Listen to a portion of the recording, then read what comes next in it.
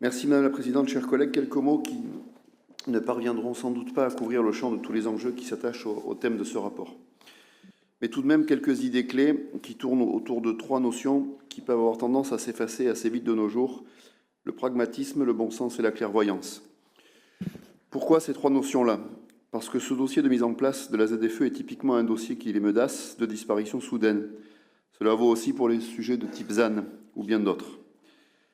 La transition énergétique, la prise en compte de ce que notre environnement est devenu, sans possibilité de billet retour, sont, je crois, dans l'esprit de chacun ici.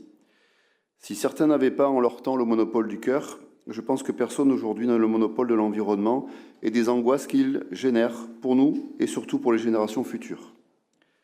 Cette réalité nous oblige à aborder la transition énergétique avec conviction, au minimum parce que même les plus sceptiques, dont je ne suis pas, n'ont pas le choix. Les dérèglements climatiques, de plus en plus présents dans notre quotidien et surtout de plus en plus mortels, nous rappellent avec insistance la nécessité d'agir. La transition vers des pratiques plus durables est essentielle et ne saurait être différée. La mise en place de la ZFE représente, dans son intention de départ, une première étape positive dans cette direction. Et le bon sens social l'a emporté dans le règlement qui est présenté aujourd'hui.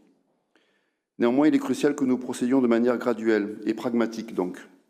Ce dossier, si nous l'appliquons brutalement, nous entraîne vers des tensions sociales fortes et vers une fracture territoriale déjà existante entre les agglomérations et leurs périphéries, et même à l'intérieur de l'agglomération. Et ce n'est pas le moment. Dans le contexte économique difficile que nous traversons, il est impératif d'adopter une stratégie mesurée. Une mise en œuvre trop rapide ou trop drastique pourrait non seulement entraîner des mouvements sociaux imprévisibles, mais également exacerber les clivages entre nos populations.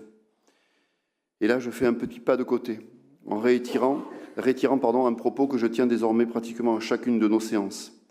Intéressons-nous beaucoup plus fortement que nous le faisons aujourd'hui aux causes et un peu moins aux conséquences.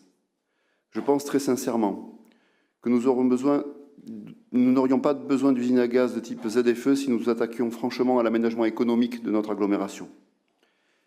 Et je ne vise personne ici, car j'évoque là une tendance qui est née il y a 40 ou 50 ans. Celle qui a consisté, et qui n'a jamais été démentie depuis, à placer tous les emplois au même endroit.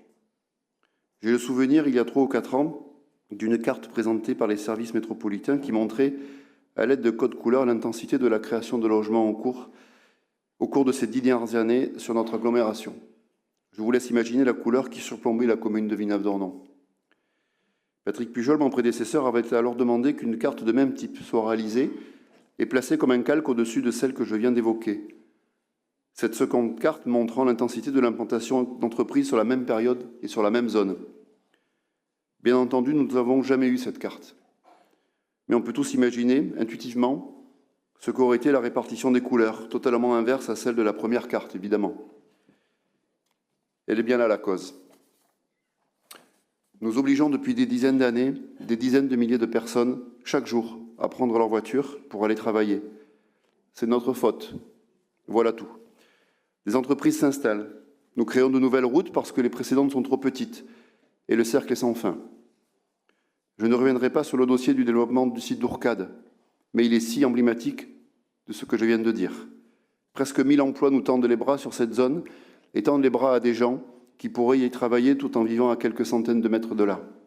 Mais je me dis, pour conclure, et surtout pour me rassurer, que quand on veut, on peut.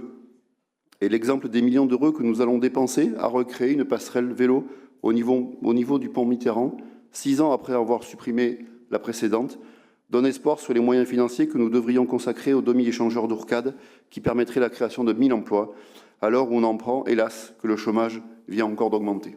Merci de votre attention.